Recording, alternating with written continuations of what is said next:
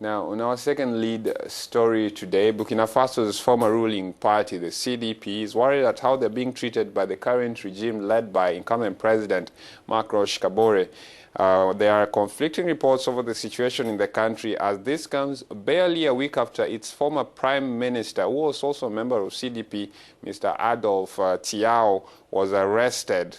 Now, he was accused of having signed a declaration allowing the army to intervene with the use of weapons to restore peace and calm during the attempted coup that ousted Blaise Compaoré in 2014. He returned to Ivory Coast, where he lived in exile to respond to police summons in Burkina Faso. The former Prime Minister, Luc Adolphe Tiao, is targeted by the Justice Commission of the High Court for his role in the 2014 uprising, together with the whole government of Blaise Compaoré. A handful of former ministers under Compaoré are still out of the country and are still yet to respond to their summons. Well, this is not the first time we're looking at Burkina Faso. Joining us right now is Luc Adolphe. He is a commentator and a journalist who's weighed in on this with us before. Good morning, Luc. Right now, are these accusations of repression consistent with what we know presently?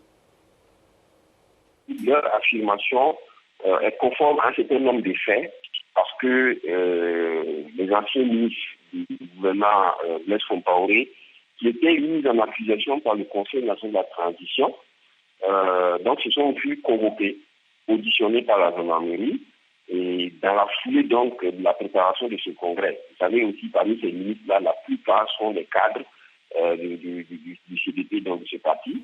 Et il y a aussi d'autres militants du parti. The affirmation is consistent with a number of facts because former ministers of Blaise Compaoré government who were charged by the Transitional Council were summoned and given a hearing before the police in preparation for this conference. You know, most of these personalities are executives of the CDP party, and there are also other activists summoned by the judge of the military tribunal in connection with the failed coup d'etat of September 2015.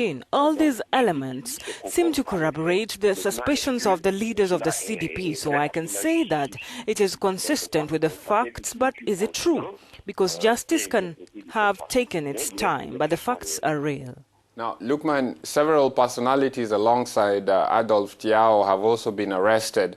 And the only thing we know is that he signed the document that gave the army the go-ahead to intervene in the 2014 incident. Now, are there any other charges that have been laid before them or Adolphe himself?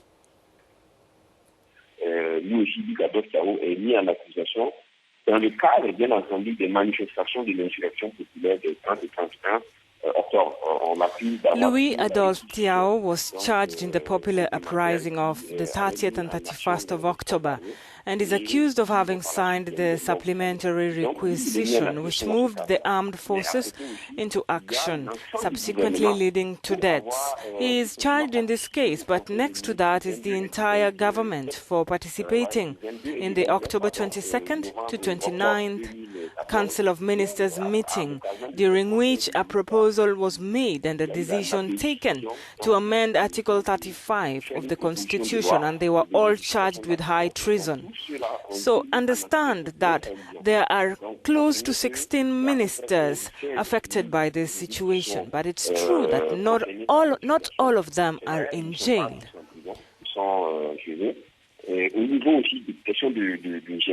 They are at home. Concerning the issue of economic crime, some were in prison for 5 to 6 years.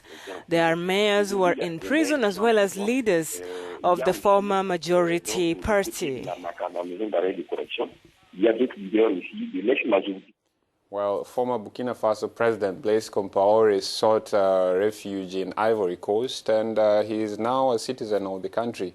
If you want more of these updates and getting in touch with more of what we're getting from our commentators like Luc Adolphe, you can go to Africanews.com and use the hashtag #TheMorningCall to get in touch with us on Twitter at Africanews and at AfricaNewsFR. There's a number on your screen.